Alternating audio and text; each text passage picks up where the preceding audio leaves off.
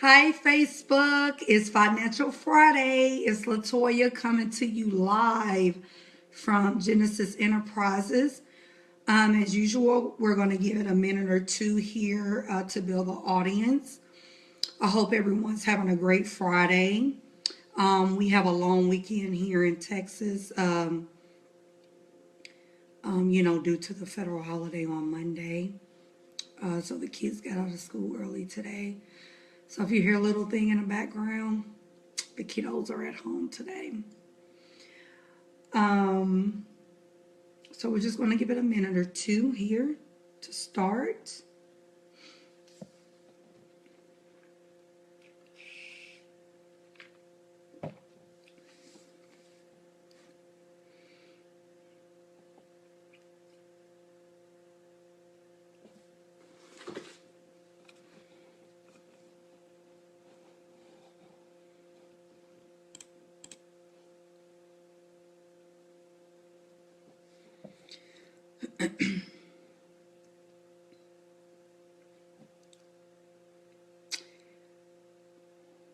So as I announced in my post earlier this week, for those that was already following my page, I'm starting a wealth series for the month of October. So for the next, including today and the next few Fridays, everything will be on wealth. And there's actually different categories of wealth. So basically, each week I have a different topic on how we can, who falls into those categories. And if you aren't in that category, how can you get to that category? How about that? So the four categories we're going to be discussing are this Friday, we're going to be discussing high asset and high cash flow wealth. That's the topic for today. Next week will be low asset, high cash flow wealth. And for October 21st, we're going to be discussing high asset, low cash flow wealth.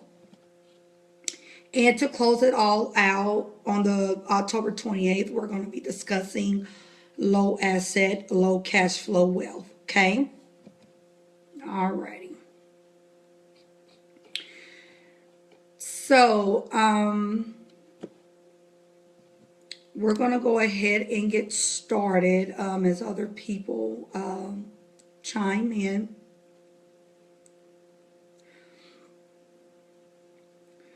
So today, as I discussed, the topic is going to be on high asset, high cash flow wealth. So you may be asking, okay, what exactly is that? Well, I'm going to tell you who falls into that category today. High asset and high cash flow wealth typically includes those that are like senior executives at public traded companies like your Fortune 500 companies, your Coca-Colas, your Pepsis, people like that.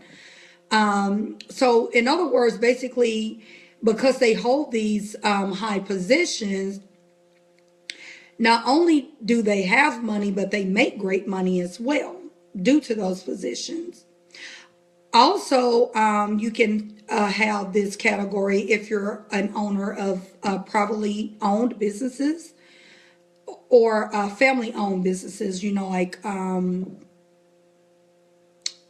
let's see, as far as like family, you got your Hiltons, you got your Johnson and Johnson, those names if they sound familiar.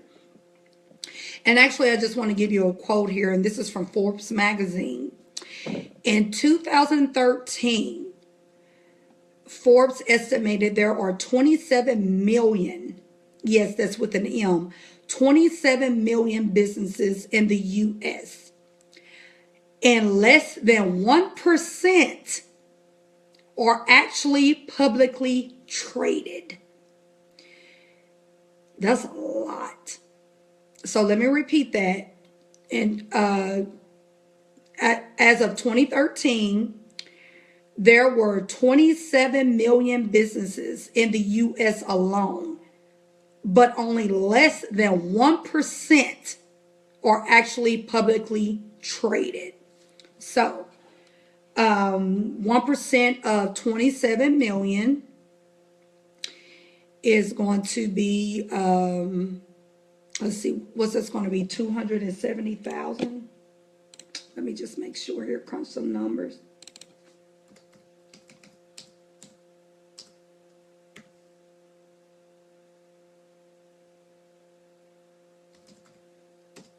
Yep, I had it right. 270,000. So less than 270,000 of that 27 million are actually publicly traded. And your publicly traded are those that have their, they ring the nice little bell at the New York Stock Exchange. So as you can see, a lot of established professionals fit into that category, but you can also see that there are actually more private that fall into that category than public, okay? So with that being said, probably more of the ones that fall into the private sector of that would be your established doctors, attorneys, you have your, you have your Hollywood celebrities, people in that nature, your Will Smiths and Denzel Washingtons. So that's pretty much what it means for a high asset, high cash flow wealth. So you may be asking yourself, well, I don't fall anywhere in that category. So what exactly does that do for me? Well, the web series that I'm doing is really more to educate everyone on making sure that if they're not in this category, they are able to obtain it. So as you can see, you don't necessarily have to be a celebrity or a huge political person or the CEO or COO of a Fortune 500 company to be in that category. You have people that go the traditional route. They go through school, they become medical doctors, they become attorneys, or they could have just, decided to start a great family business, like a family farm or something like that, and still fall into that category. And of course, if you're a farmer, your assets would obviously be your actual crops, and because a result of selling those crops, you now have, a lot of assets would be land. And from that land, you may have been able to buy up other farms. So those would be your assets as a farmer. Or you could go as far as like a family business. It could be just a great dental dentist, dental practices. He may have just started as a small operation, and now they may have 6 locations in one metroplex. So, it could start that way too. So, it looks like it's still building the audience here. So I'm just going to give it a few more minutes here to see if anyone's have any live questions, and we'll give that a few more minutes here, and we'll go from there. Okay. So just stand by.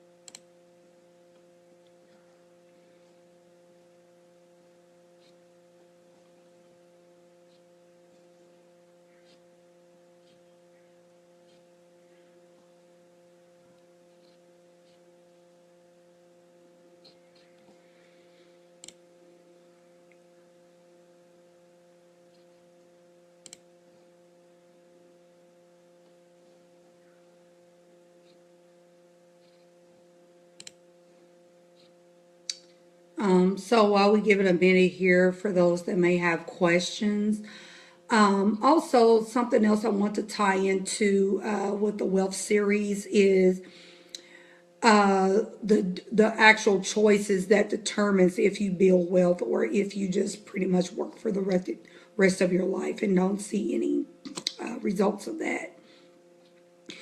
So this is according to a Business Insider article. Building wealth basically is it's basically financial freedom. It is what it gets. I can't speak today for whatever reason. So it's pretty simple. You build wealth in order to achieve financial independence is what it does for you. Because when you have wealth, you necessarily don't have to worry about quote unquote job security or layoffs, things like that. So as I've said time and time again, one of the first steps to building wealth is you have to get out of debt. I can't preach that enough. Because when you don't have debt, you're able to use that cash flow in order to purchase more assets. Those assets build value over time. And if you remember my blog on last week, I stated the difference between riches and wealth is time. Time is the only thing that cannot be purchased. Can't buy time back.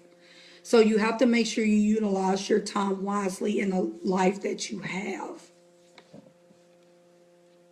So just to go a little further, some examples of assets are, obviously income generating real estate. Now, when they say income generating real estate, that would include rental properties. Those obviously would bring you rental income, vacation homes. You can rent those out for rental income. Apartment complexes, condos, things of that nature. You want to make sure if you are investing in stocks that they are paying you dividends. So if the stock is actually making you money, that would be considered an asset. If you're losing money, it's a liability. So basically an asset builds wealth, a liability depletes wealth. Rule number one. Also, if you are invested in any bonds, make sure those bonds are actually paying you interest. If you're losing money, as I said, it's a liability. It's no longer an asset. And of course, the most common liabilities, as I say before, are your credit cards, personal loans, mortgages until the home is actually paid off, things of that nature.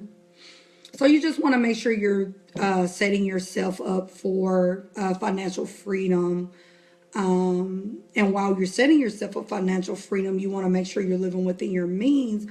So if you do have a health issue or job loss, you don't have to worry about, maintaining your lifestyle or decreasing your lifestyle if you're already living below your means.